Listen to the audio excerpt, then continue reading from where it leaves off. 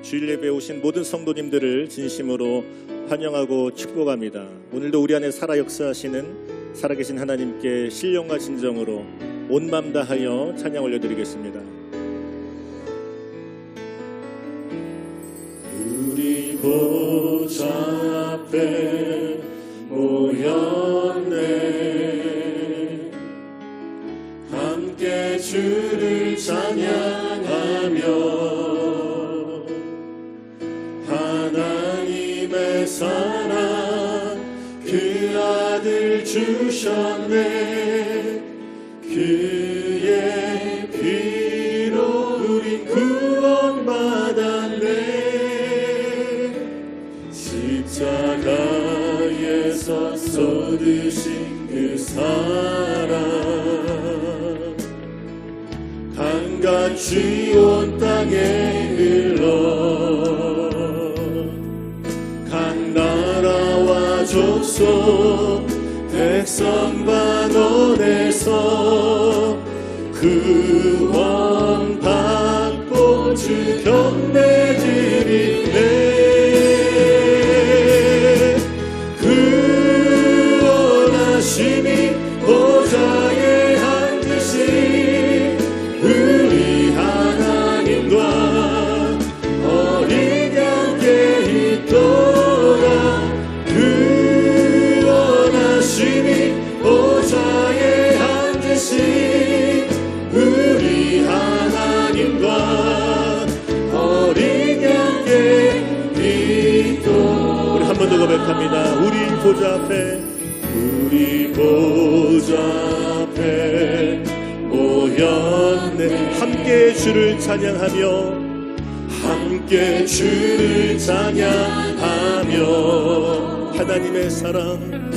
하나님의 사랑 그 아들 주셨네.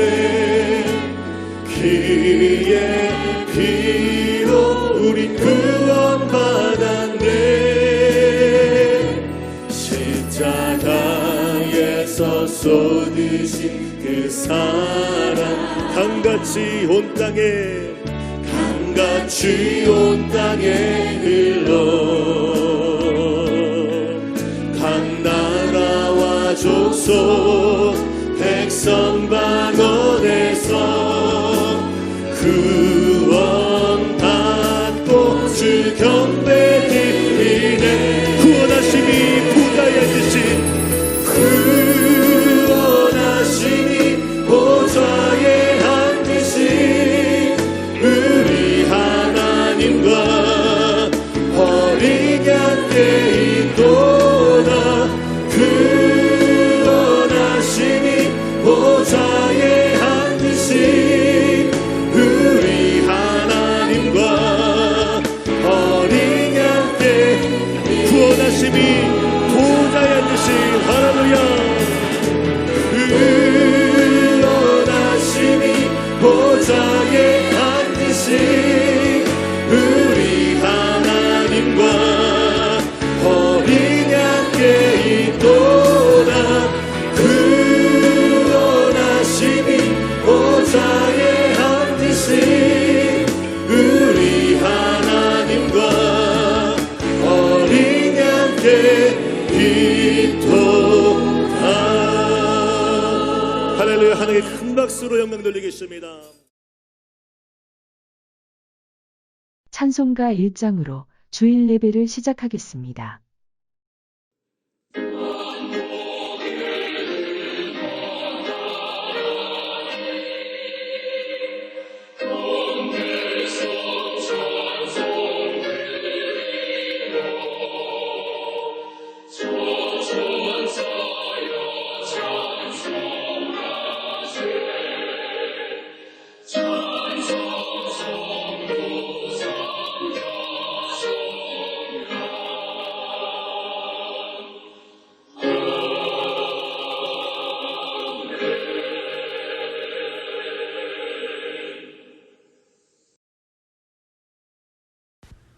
전능하사 천지를 만드신 하나님 아버지를 내가 믿사오며 그 외아들 우리 주 예수 그리스도를 믿사오니 이는 성령으로 잉태하사 동정녀 마리아에게 나시고 본디어 빌라도에게 고난을 받으사 십자가에 못 박혀 죽으시고 장사한 지 사흘 만에 죽은 자 가운데서 다시 살아나시며 하늘에 오르사 전능하신 하나님 우편에 앉아 계시다가 저리로서 산자와 죽은 자를 심판하러 오시리라. 성령을 믿사오며 거룩한 공회와 성도가 서로 교통하는 것과 죄를 사하여 주시는 것과 몸이 다시 사는 것과 영원히 사는 것을 믿사옵나이다. 아멘. 사랑의 하나님 아버지, 은혜를 감사합니다. 오늘도 우리 하나님께서 저희들을 사랑하여 주셔서 주님 전으로 인도하여 주시고 하나님을 찬양하며 경배하며 예배드릴 수 있는 은혜를 주시니 감사를 드립니다. 하나님, 한 주간 생활 가운데서도 하나님의 사랑 가운데 살았지만은 또한 그렇지 못한 경우도 많았고 우리의 마음대로, 우리의 뜻대로, 우리의 행동대로 살 때가 너무 많았음을 이 시간 하나님 앞에 고백하오니 하나님 용서하여 주시옵소서. 오늘도 저희들 마음 가운데 예수 그리스도의 십자가의 보혈로 정결케 하여 주셔서 길이요 진리요 생명 되신 우리 주님으로 말미암아 하나님께로 나갈 수 있사오니 성령께서 이 시간 저희들의 마음 문을 열어주시고 우리의 영안의 귀가 열려져서 하나님의 진리의 말씀을 듣고 깨달을 수 있는 아름다운 시간 되게 허락하여 주시옵소서. 이곳에 모인 사랑하는 우리 믿음의 가족들, 성령께서 그 가정들을 축복하여 주시고 지켜 주시옵소서. 이렇게 힘든 생활 가운데 또 코로나19 때문에 힘든 가운데 있사오니 성령께서 모든 믿음의 가정들, 가족들, 모든 하는 일 가운데 성령께서 지켜주시고 보호하고 인도하여 주시옵소서. 오늘도 이 시간 하나님께 예배하고자 달려놓은 사랑하는 우리 주님의 귀한 자녀들, 성령께서 그 발걸음에 축복하여 주시고 오늘도 진리의 목마른 자가 되게 하여 주시고 오늘도 우리의 심령이 갈급한 심령이 되어 아버지의 말씀을 들을 때에 우리의 심령이 만족함을 얻게 되시도록 성령님 축복하여 주시옵소서. 하나님 아버지, 우리의 모든 생활 가운데 자리 잡고 있는 우리를 유혹하고 우리를 넘어뜨리려 하는 영적 싸움에서 우리가 정신을 차리고 우리가 깨어있어 말씀 위에 바로 서 있을 때 우리가 영적 싸움에서 승리할 줄 믿습니다. 하나님 아버지, 오늘도 사랑하는 담임 목사님 단위에 세우시고 생명의 말씀을 증거하실 때에 우리의 마음판에 그 마음이 새겨지게 하여 주시고 우리의 마음의 귀가, 영적인 귀가 열려져서 하나님의 말씀이 깨닫게 하여 주시며 우리의 영안이 열려져서 아버지의 말씀을 보고 읽고 우리의 삶의 변화가 느껴져서 이 마지막 때를 살아갈 때에 우리 하나님의 생명의 말씀 대신 길이요 진리요 생명이신 예수 그리스도를 바라보는 아름다운 믿음 다 되게 허락하여 주시옵소서. 오늘도 예배를 인도하시는 성령께서 이 가운데 임하여 주시고 오늘도 성령으로 충만케 하여 주시옵소서. 감사를 드리며 예수님의 이름으로 기도합니다.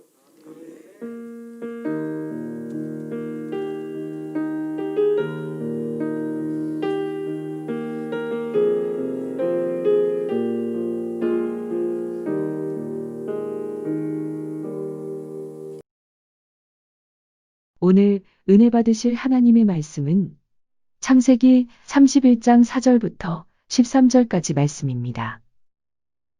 창세기 31장 4절부터 13절까지 말씀을 다 같이 합독하시겠습니다. 야곱이 사람을 보내어 라헬과 레아를 자기 양떼가 있는 들로 불러다가 그들에게 이르되 내가 그대들의 아버지의 안색을 본즉 내게 대하여 전과 같지 아니하도다. 그러할지라도 내 아버지의 하나님은 나와 함께 계셨느니라. 그대들도 알거니와 내가 힘을 다하여 그대들의 아버지를 섬겼거늘 그대들의 아버지가 나를 속여 품삯을 10번이나 변경하였느니라. 그러나 하나님이 그를 막으사 나를 해치지 못하게 하셨으며 그가 이르기를 점 있는 것이 내 삭시 되리라 하면 온 양떼가 낳은 것이 점 있는 것이요 또 얼룩문에 있는 것이 내 삭시 되리라 하면 온 양떼가 낳은 것이 얼룩문에 있는 것이니 하나님이 이같이 그대들의 아버지의 가축을 빼앗아 내게 주셨느니라. 그 양떼가 새끼 뵐 때에 내가 꿈에 눈을 들어보니 양떼를 탄 순양은 다 얼룩문에 있는 것과 점 있는 것과 아롱진 것이었더라. 꿈에 하나님의 사자가 내게 말씀하시기를 야곱아 하기로 내가 대답하기를 여기 있나이다 하매 이르시되 내 눈을 들어보라 양떼를 탄 순양은 다 얼룩문에 있는 것 점 있는 것과 아롱진 것이니라. 라반이 내게 행한 모든 것을 내가 보았노라. 나는 베델의 하나님이라. 내가 거기서 기둥에 기름을 붓고 거기서 내게 서원하였으니 지금 일어나 이곳을 떠나서 내 출생지로 돌아가라 하셨느니라. 아멘.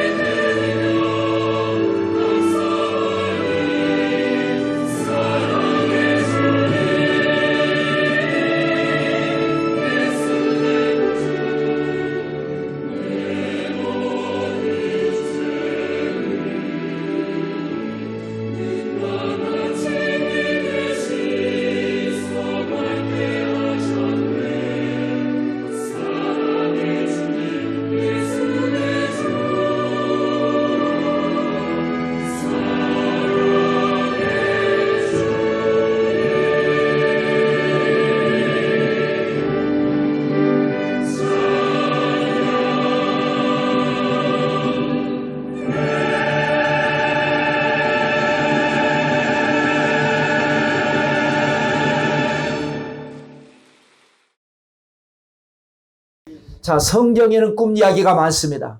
사람들은 누구나 꿈꾸지 않은 사람은 아무도 없습니다. 그래, 이 성경의 꿈 이야기를 통해서 우리의 꿈을 어떻게 해석을 할 것인가? 꿈을 통해서 그냥 지나가는 꿈도 물론 많겠죠.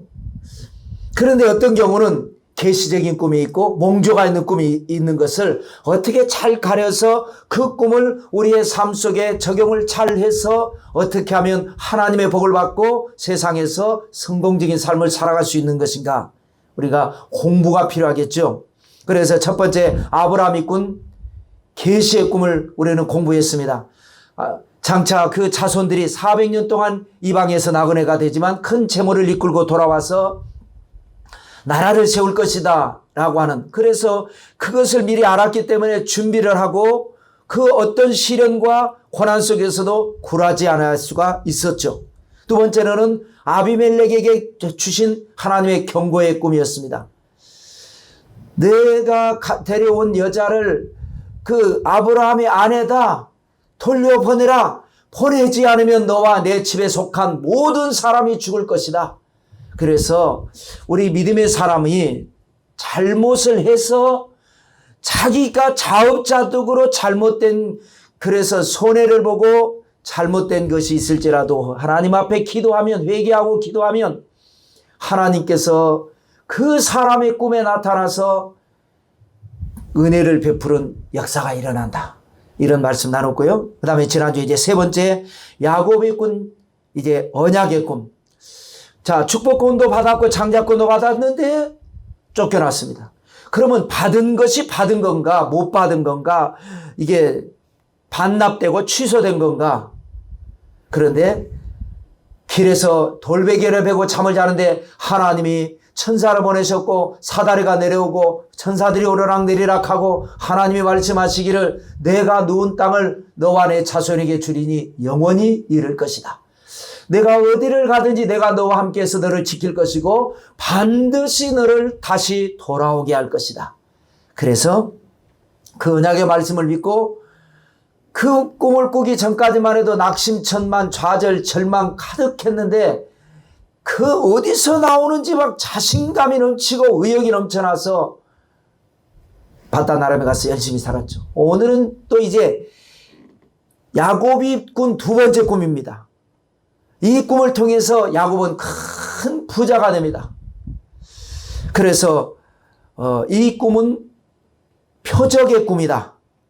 하나님께서 표적을 보여주셨습니다. 이 표적을 보고 잘 판단하고 결정을 한 대로 야곱은 크게 자기의 목적을 이루고 부자가 된. 자, 언제나 하는 것처럼 먼저 첫 번째로 배경을 살펴보도록 하겠습니다. 자, 지난번에 야곱이 아버지와 형을 죽인 대가로 야반 도주에서 바다나무로 가는 행로에서 꿈을 꿨다라고 했죠. 음성을 들었고, 그래서 잠에서 깬 야곱이 하나님 앞에 제사를 드리는데 그 기름을 붓는 제사는 전제라고 합니다. 전제, 기름 붓는 제사. 그래서 이제 자신감을 가지고 바다나람으로 갔는데 외삼촌 라반이 얼마나 반겨주는지 처음 보는데도 이 핏줄이라고 하는 게 그러지 않습니까? 끌림입니다. 끌려. 외삼촌이라고 그러면 어머니의 오라버니 아니겠습니까? 처음 보는 사람이지만 그 피가 끌렸죠. 외삼촌만 끌린 것이 아니었습니다. 외삼촌의 딸 라헬이 얼마나 사랑스럽고 아름답던지 첫눈에 반해버렸습니다. 이거 고대 시대 아니겠습니까? 그러니까 오늘날 같으면 이제 근친상간이라서 크게 이게 문제가 되지만 그때로서는 그럴 수밖에 없죠. 옛날 시대에는. 그래서 만나자마자 사랑에 빠졌고, 그래서 이제 외삼촌 라반과 야곱 사이에 밀당 거래가 성사가 됩니다. 먼저 제안을 한 쪽은 외삼촌 라반이었죠.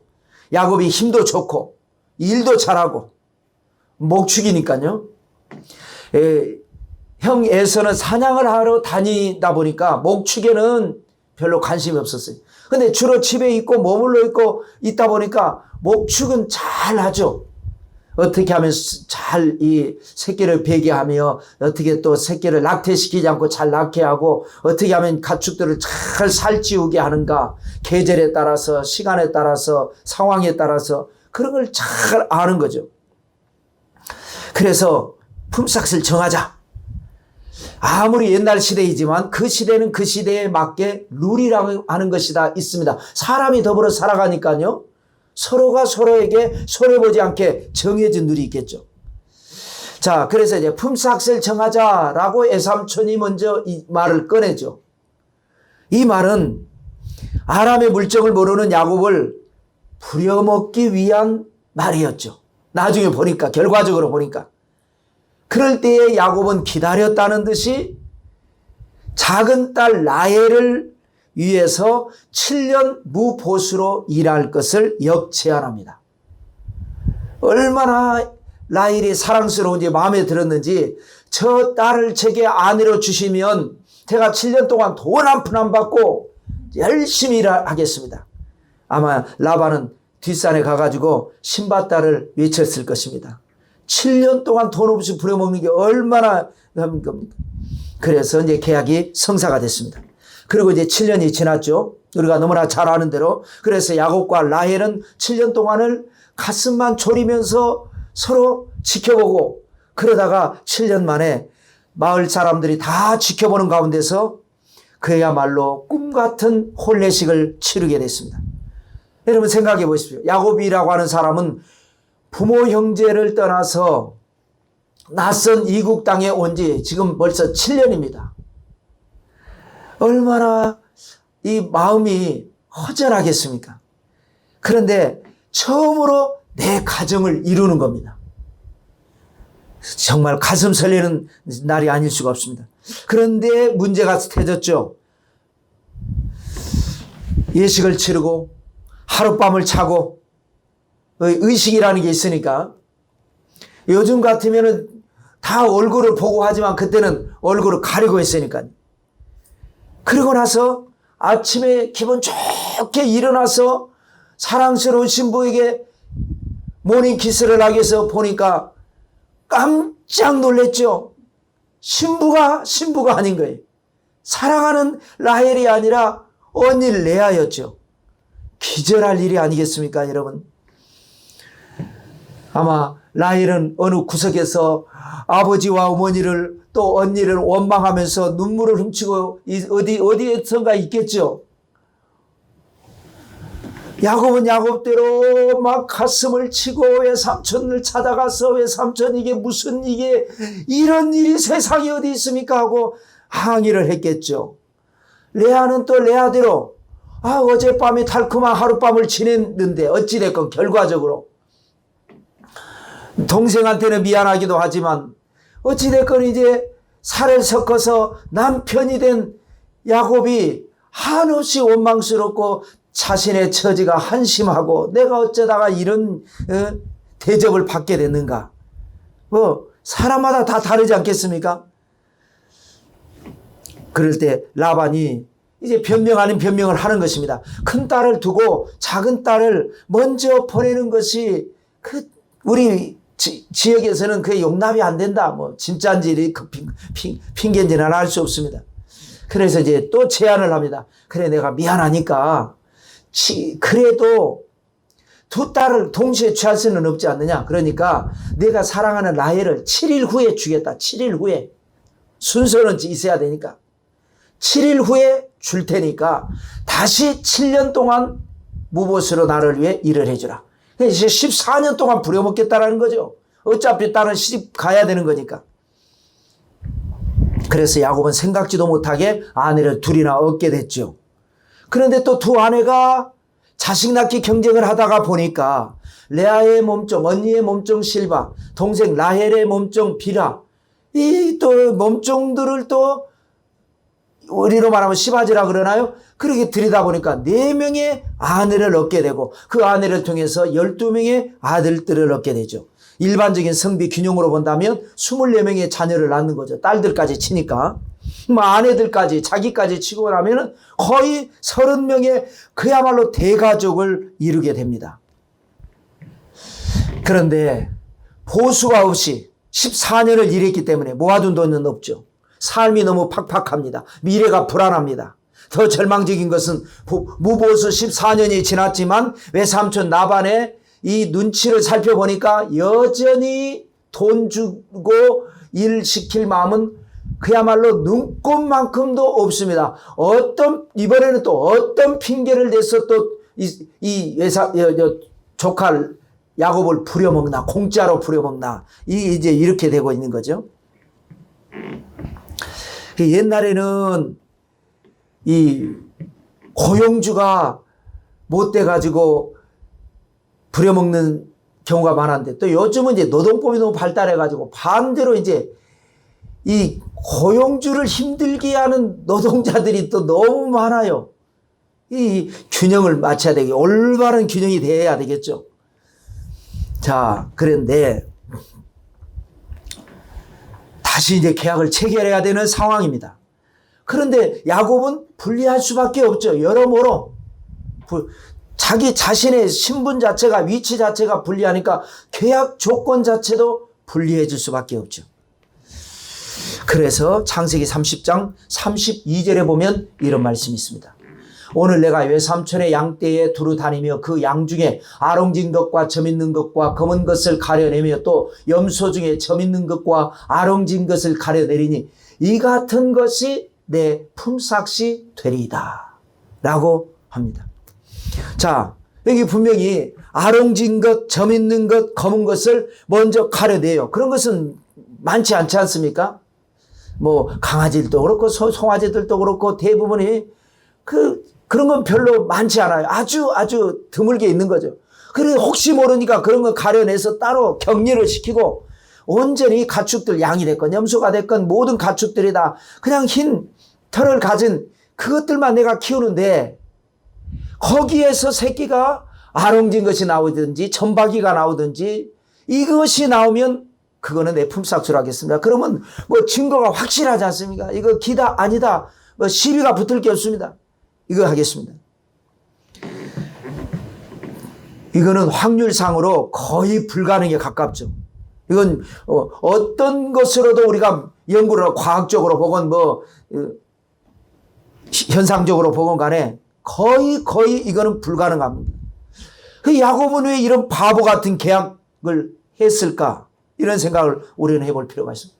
그 이유는 뭐냐? 오늘의 주제가 되는 꿈 때문에 그렇습니다. 야곱은 이제 이러한 꿈을 꾸면서 확신을 가지고 이런 엄청나게 불리한 조건에 도장을 꽝 찍었고 그 결과는 어떻게 되느냐? 엄청난 부자가 되고 야곱은 외삼촌 나반은 큰 손해를 보고 그런 역사가 일어났습니다. 그래서 오늘날도 우리가 그렇습니다. 그래서 이제 표적이라고 하는데요. 신앙인이 하나님 앞에 표적을 구하는 게 중요합니다. 우리는 중요한 결정들을 많이 합니다. 잘못 결정을 내리고 잘못 판단해서 손해보고 억울한 일 당하는 경우가 얼마나 많습니까? 그런데 야곱은 중요한 결정을 놔두고 하나님 앞에 표적을 구했는데 하나님께서 표적을 보여주셨어요. 그래서 인간적으로는 이게 불리해 보이지만 이것이 하나님이 하실 일이고 장차 이런 일이 일어날 것을 미리 알고 거기에 도장을 찍었더니 거기에서 엄청난 기적이 일어난 것이죠. 자, 두 번째로 넘어가겠습니다. 오늘의 꿈의 내용을 살펴보도록 하겠습니다. 야곱의 꿈은 이제 두 번 연결해서 꾸게 되는데요. 야곱이 꿈을 꿀 때는 성경은 기록되지 않았습니다. 나중에 그래서 이제 이 꿈 때문에 큰 부자가 되고 부자가 되다 보니까 외삼촌은 이제 끙끙 앓으면서 말도 못하고 그 외삼촌의 아들들, 그러니까 자기에게는 사촌 형제가 되고 자기 아내들에게는 형제들이 되는 오빠든지 아니면 남동생이든지 그 친구들이 이제 야곱에 대해서 막 마음을 품는 겁니다. 그게 위협적입니다. 그래서 내가 여기서 더 이상 살 수 없다. 그래 내 고향으로 가야 되는데 하나님 앞에 기도하면서 그거를 아내들에게, 아내들 허락을 받고 아내들도 데리고 가고 자녀들도 데리고 가야 되니까 아내들에게 상의하면서 자기가 과거에 이 이 꿈을 꾸었던 두 가지의 꿈 이야기를 하면서 하나님께서 나에게 어떻게 역사하셨고 당신들 아버지에게 하나님은 어떻게 역사하셨고 그래서 우리가 갈 길은 어떤 길이다. 이 설명하는 과정에서 두 가지 꿈 이야기가 나오는데 첫 번째 먼저 꾼 꿈이 뭐냐? 환상을 보는 꿈이었습니다. 그것이 10절인데요. 오늘 본문의 10절인데요. 그 양떼가 새끼 뵐 때에 내가 꿈에 눈을 들어 보니 양떼를 탄 순양은 다 얼룩무늬 있는 것과 점 있는 것과 아롱진 것이었더라. 꿈이 이걸 봤어요. 여러분 성경에는 라반이 야곱을 10번이나 속였다는 기록이 나오죠. 이게 라반의 수법입니다. 항상 애매하게 계약을 합니다. 그래서 야곱에게 유리한 것 같이 그렇게 설렁설렁 해놓고 나중에 가서는 야곱이 손해가 되고 자기에게 이익이 되는 이렇게 한 번이 아니라 10번이나 이렇게 하다 보니까 야곱은 14년 동안 자식들만 주렁주렁 매달리고 돈 한 푼 벌어둔 거는 없고 삶은 팍팍한데 외삼촌은 그야말로 띵가띵가 야곱이 수고해서 얻은 결실로 말미암아 그야말로 부를 축적하고 있었죠. 그래서 야곱은 확실한 계약이 필요합니다. 그래 애매한 계약은 나한테 유리한 것 같이 보이게 어찌됐건 계약을 맺어주는데 라반이 나중에 뒤집을 수 있으니까. 근데 이제 확실한 계약을 하자고 할 때는 라반은 계약을 안 하는 거죠. 서러운 나그네 야곱 입장에서는 어쩔 수 없이 불리한 계약을 할 수밖에 없습니다. 그 불리한 계약인데 그 불리한 것이 불리하지 않게 하는 것은 하나님의 방법밖에 없으니까 인간의 방법으로는 자기에게 유리하게 하려고 하면 라반은 허락하지 않고 그러니까 이걸 이러지도 못하고 저러지도 못하고 세상 만사가 다 그런 것 아니겠습니까? 그래서 하나님께 호소하니까 하나님께서 꿈에 보여주신 겁니다. 가축들이 보니까 전부 다 막 얼룩무늬, 점박이, 아롱진 것. 이게 뭔가 이런 꿈을 꿨는데 이 꿈이 뭐냐 이거예요. 이 꿈이. 지금은 우리가 성경을 읽고 은혜를 받고 나니까 미리 알고 시작하지만 그때는 이게 뭔 꿈이겠어요. 이게 뭐냐 이거예요. 이런 꿈을. 그래서 기도를 하죠. 그랬더니 하나님이 두 번째 또 꿈에 나타나시는데 그것이 창세기 31장 11절 12절 말씀입니다. 꿈에 하나님의 사자가 내게 말씀하시기를 야곱아 하기로 내가 대답하기를 여기 있나이다 하매 이르시되 내 눈을 들어 보라 양떼를 탄 순양은 다 얼룩무늬 있는 것 점 있는 것과 아롱진 것이니라. 라반이 내게 행한 모든 것을 내가 보았노라. 자, 이 뒷이야기가 이제 그야말로 힌트를 주는 겁니다. 라반이 내게 행한 거 내가 다 봤다. 라반이 야곱에게 행한 게 뭐였어요? 14년 동안 무보수로 부려먹은 겁니다. 억울하게 한 겁니다. 그러니까 하나님은 보고만 계시는 거예요. 그러니까 때로는 우리 신앙인들이 볼 때 하나님은 왜 잠잠하시는가? 하나님은 오래 참으시는 하나님이십니다. 그때 폭발하신 하나님이 아니세요. 그러니까 당하는 입장에서는 괴로운데 괴로울 것 없어요. 믿음이라는 게 뭐냐? 하나님은 늦게 역사하시지만 반드시 확실하게 역사하신다. 그러니까 14년 동안을 지켜만 봤잖아요. 그러니까 나중에 한 방에 해결하는데 14년 동안 벌어도 못 벌을 돈을 10배 아니 30배 아니 60배 아니 100배도 더 될 겁니다. 계산은 안 되죠. 왜냐하면 셀 수를 못해서 성경에는 언제나 가축의 숫자가 나오지 않습니까? 근데 이게는 숫자가 안 나와요. 왜? 세지를 못하니까. 그러니까 때로 나오는 겁니다. 그 드넓은 들판에서 때가 지나가는 겁니다. 여기에서부터 여기까지 한 때입니다. 그러고 나서 한 때도 한참을 지나가는 거죠. 그러다가 끊겨가지고 안 보입니다. 그 또 좀 있다 보면 슬슬 나타나기 시작하더니 저 끝을 가도 또 뒤에 계속 나오는 거 이게 두 때입니다. 이게 셀 수가 없는 거예요. 아예 세는 이 계산기도 안 되고 계산 자체가 안 되는 거예요. 그러니까 엄청나게 받은 거예요. 그래, 이자가 어마어마하게. 왜? 14년 복리 이자니까. 그때 2년 만에 받았으면 그렇게 못 받았을 거예요. 그 14년 이자니까. 그러니까 오래 참는 자가 복이 있다. 성경이 뭐냐? 그동안에 참다 보니까 손해인 것 같지만 그게 다 그때 미리 받았으면 받아가지고 쓴 것도 있을 텐데 안 받다 보니까 그게 쌓여있고 쌓이다 보니 그것이 복리 이자가 돼가지고 이자가 이자를 낳고 하나님은 계산을 정확하게 하십니다. 애굽에서 430년 동안 종살이한 것 나올 때 다 계산해서 바다 걷고 나오게 하시잖아요. 그러니까 허물도 많았는데도 축복을 엄청나게 받지 않습니까? 그래서 하나님은 야곱의 12아들을 통해서 이스라엘이 12지파 민족의 조상, 그래서 지금까지 수천 년 동안 그 이름이, 국가의 이름이 이스라엘 아니겠습니까? 야곱의 계명한, 하나님이 계명시켜 주신 이름, 내 이름을 야곱이라고 하지 말고 이스라엘이라고 하라. 그 축복을 엄청 받은 사람이죠. 참은 만큼 복을 받는 겁니다. 여러분 잘 참고 이기시기를 주님의 이름으로 축원합니다. 자, 그래서 이제 네 외삼촌 라반이 너 부려먹고 너 속이고 너 힘들게 한 거 내가 다 봤고 알기 때문에 그래서 내가 이 꿈을 내게 보여준 것이다. 점 있는 것, 아롱진 것, 검은 것. 그래서 깨달은 겁니다. 이게 확률상으로는 거의 절대 일어날 일이 없지만 하나님께서 그렇게 하겠다고 하시는 거구나. 그래서 기도하면서 하나님이 하시지만 또 인간은 인간 편에서 준비는 언제나 해야 되니까 그래서 우리가 잘 아는 대로 버드나무, 살구나무, 신풍나무, 나무 가지라는 건 푸르지 않습니까? 약간 푸른빛 띄지 않습니까? 그래서 그 껍질을 벗기니까 푸르고 하얗고 푸르고 하얗고 그런데 얼룩덜룩 약간 이렇게 되죠. 그래서 그것을 이렇게 잔뜩 이 넝쿨을 크게 만들어 가지고 양들이 와서 가축들이 와서 물 먹는 개천에다가 쫙 바리케이트를 쳐놓는 겁니다. 그래서 와서 이 풀 뜯어먹고 그 다음에 여기 와가지고 물 마시고 거기에서 교미를 하고 거기서 새끼를 베면서 짐승들도 바라몸의 법칙이 있다는 증거죠.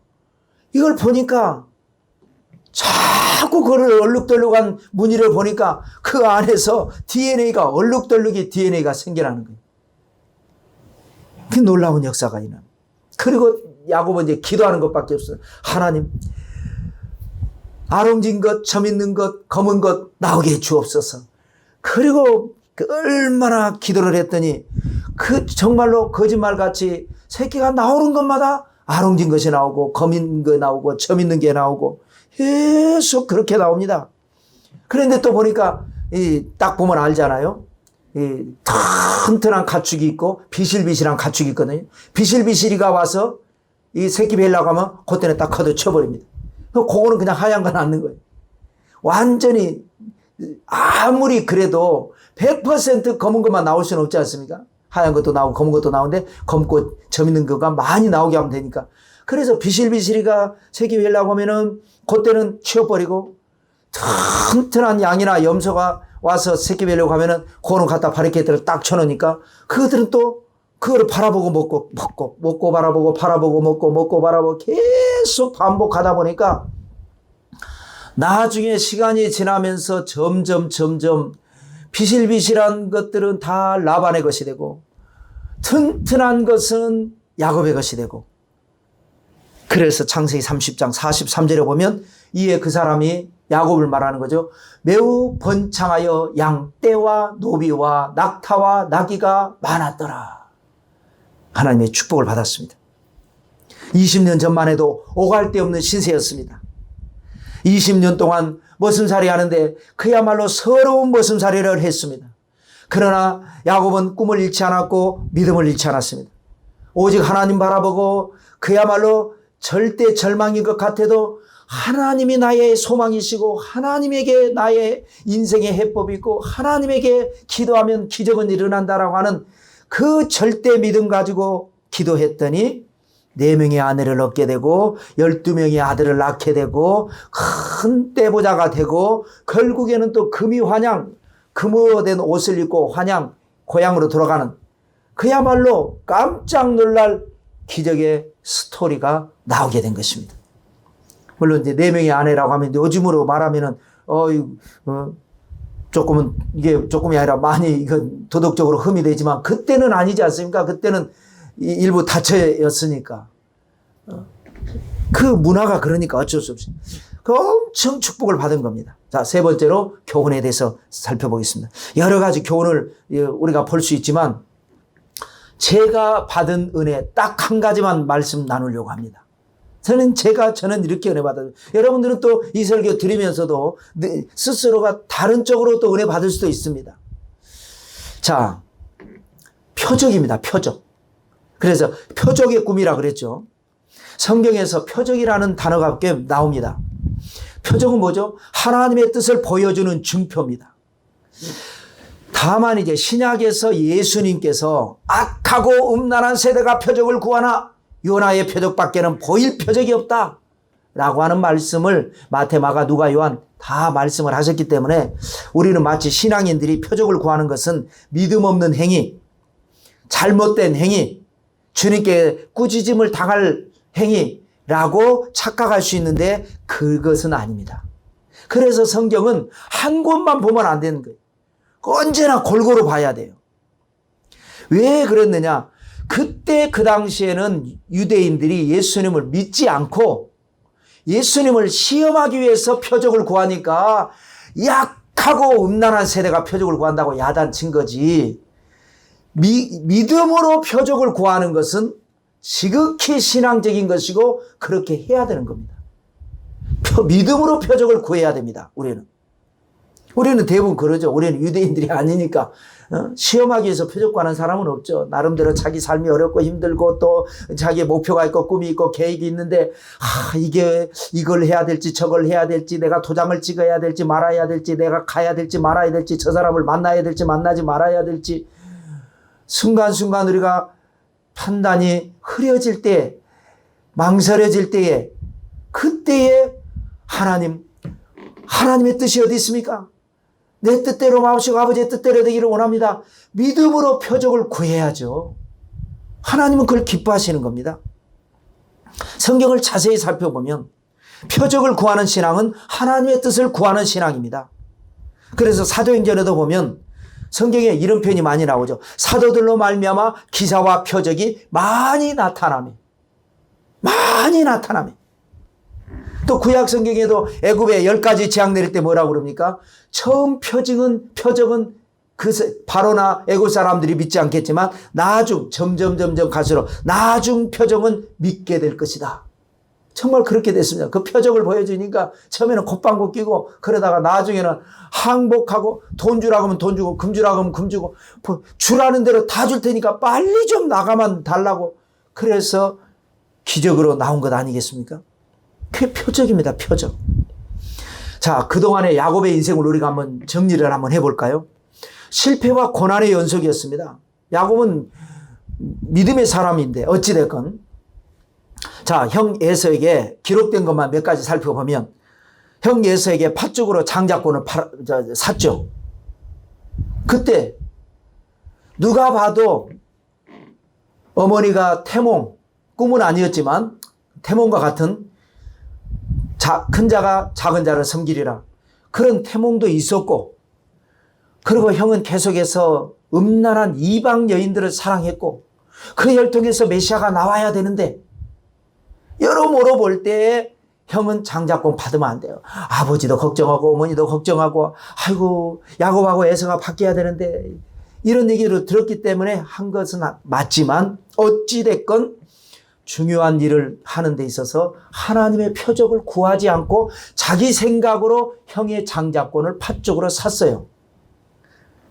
물론 그것이 결과적으로는 하나님의 뜻이 됐지만 그러나 하나님은 언제나 우리가 하나님과 함께 일하는 자 그러지 않습니까?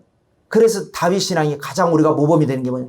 다윗은 무슨 일을 할 때 하나님과 함께 일을 합니다. 하나님 이거 이렇게 할까요? 저렇게 할까요? 상의하고 같이 하나님께 여쭙고 하나님께 뜻을 구하고 하나님은 그거를 원하신단 말입니다. 그런데 하나님의 뜻을 구하지 않고 팥죽을 해가지고 사서 신의 한 수라고 불릴 정도로 기가 막히게 형을 피곤하고 지칠 때에 장자권을 샀지만 성취는 되는 듯 했지만 그것 때문에 분란이 일어났죠. 그것 때문에. 또 아버지를 속여서 축복을 받을 때도 마찬가지입니다. 하나님의 뜻을 구하지 않았어요. 표적을 구하지 않았어요. 하나님, 내가 이것이 하나님 뜻인가? 어머니한테는 어머니, 내 이러다가 저주받은 거 아닙니까? 아이, 괜찮아. 저주받을 일 있으면 내가 받을게. 어머니한테 표적을 구했지 하나님께 뜻을 구하지 않았어요. 그래서 축복을 받기는 했지요. 그러나 집에서 쫓겨나는 신세가 돼버리고 말았죠. 또 이 삼촌 나반의 집에서 머슴살이 하면서 14년 동안 여러 차례 계약을 갱신을 하고 할 때에도 하나님의 뜻을 구하지 않았습니다. 매번 손해보고 매번 불이익당했습니다. 그런데 이제 막판에 이제 어떻게 하면 좋겠습니까? 아무리 이렇게도 안 되고 저렇게도 안 되니 방법이 없습니다. 자기가 할 방법은 다 머리도 좋고 꾀가 많은 사람이라 이 방법 해보고 저 방법 해도 안 되니까 그때 가서는 한국하고 하나님, 어떻게 하면 내가 내 처자식들과 함께 내 미래가 보장된 삶을 살 수가 있습니까? 나도 이제는 내 가정을 세워야 되지 않겠습니까? 어떻게 하면 됩니까? 하나님, 표적을 하나님을 구하니까 하나님께서 그때서야 표적을 보여주시는데 얼룩덜룩이 아롱진 것, 점 있는 것. 그러니까 이게 또 뭡니까 이게? 그러니까 라반이 너 속인 거 내가 알고 이 방법밖에 없다. 라반을 이기는 방법은 이렇게 된 것이죠. 그래서 부자가 되고 그래서 성취가 되고 그것은 하나님의 응답이었습니다. 그래서 여러분 오늘날에 우리가 아주 중요합니다. 신앙인들은 믿음으로 하나님의 표적을 구해야 합니다. 구하라 주실 것이요 찾으라 찾을 것이요 문을 두드리라 너희에게 열릴 것이니라. 표적에 대한 성경의 말씀 두 가지 제가 좋아하는 말씀인데요.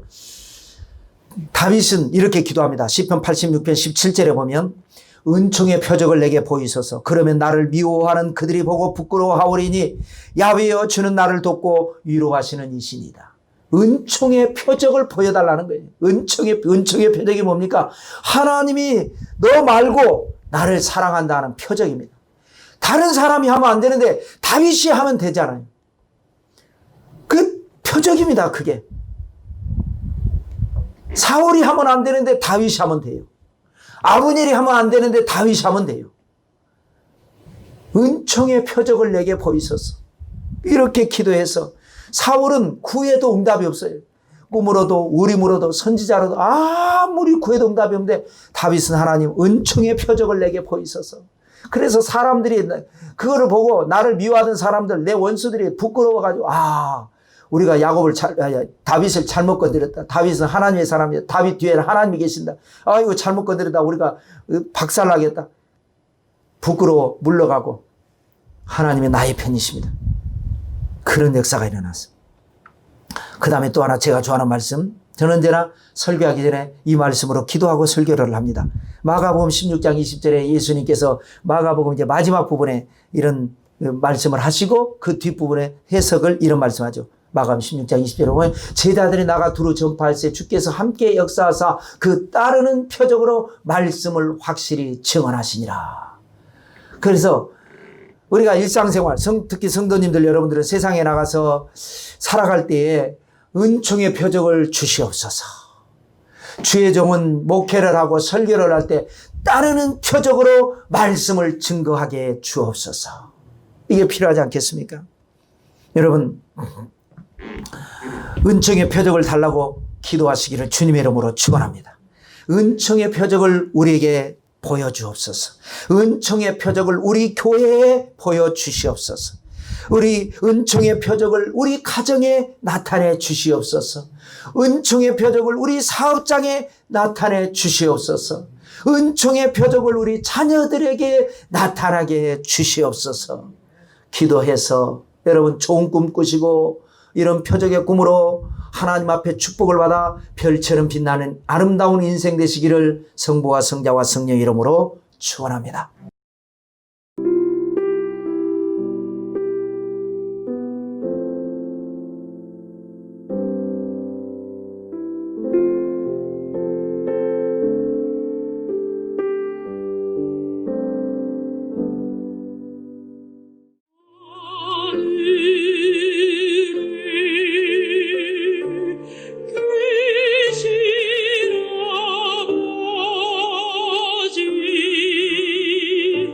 이름 거룩하사 주님 나라 행하시고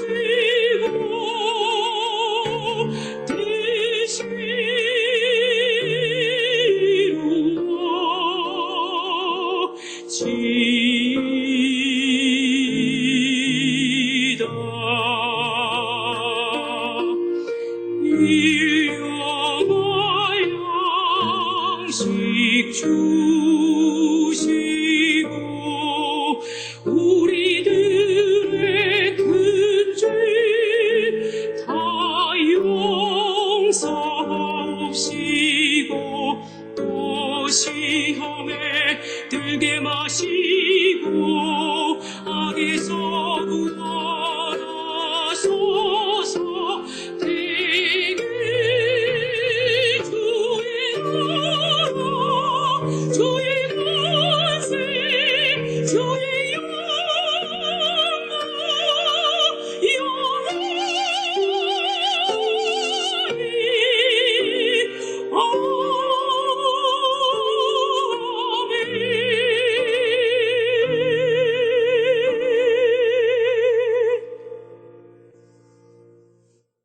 참으로 주신 아버지 하나님 고맙고 감사합니다. 하나님을 사랑합니다. 예배를 사랑합니다. 주님 앞에 나와서 제단 쌓고 기도할 때마다 하나님 받으시고 받으신 영광을 인해 한량없는 은혜와 축복으로 쏟아부어 주시옵소서. 오늘도 우리 하나님께서 크고 비밀한 것으로 축복하시고 아버지여 주님께서 우리에게 표적을 보여주시되 은총의 표적을 보여 주시옵소서. 우리는 믿음으로 표적을 구하는 신앙이 돼서 하나님 앞에 복을 받게 하시고 세상에 빛이 되게 하시고 하나님의 영광의 도구 되게 해 주시옵소서. 주님께 모든 영광 돌리옵고 살아서 역사하시는 예수님의 이름으로 축복하고 기도드리옵나이다. 이제는 우리 주 예수 그리스도의 은혜와 하나님의 사랑과 성령님의 교통하심이 오늘도 하나님 앞에 예배드리고 은총의 표적을 구하며 기적의 주인공이 되기를 소원하는 사랑하는 성도 개인 가정 생활 자녀 위에 넘치도록 함께 계실지어다. 아멘.